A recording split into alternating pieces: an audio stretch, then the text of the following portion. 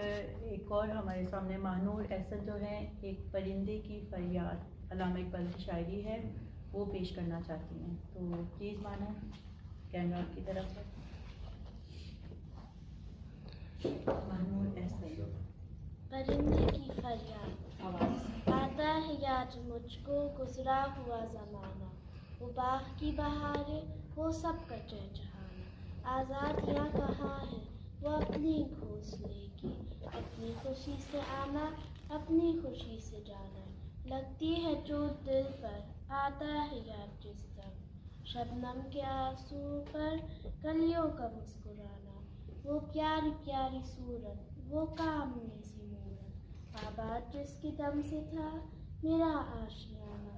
आती नहीं सदाएं उसकी मेरी कसस में, होती मेरी रहाई ए काश मेरे बस में। क्या बदनसीब हूँ मैं घर को तरस रहा हूँ, साथी तो है वतन में मैं कैद में पड़ा हूँ। आई बहार कलियां फूलों की हंस रही है, मैं इस अंधेरे घर में किस्मत को रो रहा हूँ। इस कैद का इलाही टुकड़ा किसे सुनाऊं, डर है यही कफस में मैं गम से मर न जाऊं। जब से चमन छुटा है ये हाल हो गया है, दिल गम को खा रहा है गम दिल को खा रहा है। गाना इसे समझ कर खुश हूँ न सुनने वाली, दुखी हुए दिलों की फरियाद ये सदा है। आज़ाद मुझको कर दे ओ कैद करने वाले, मैं बेज़बां हूँ कैदी तो छोड़ कर दुआले। क्या कहना चाहते हैं?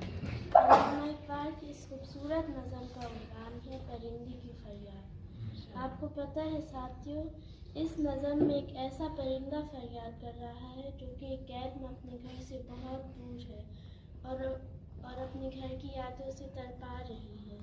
हमें इस नज़म से ये सबक मिलता है कि एक तो किसी दुखी परिंदे को कैद ना करें और दूसरा अपनी आज़ादी की कदर करें। शुक्रिया। बहुत माशाअल्लाह, बहुत क्लैपिंग।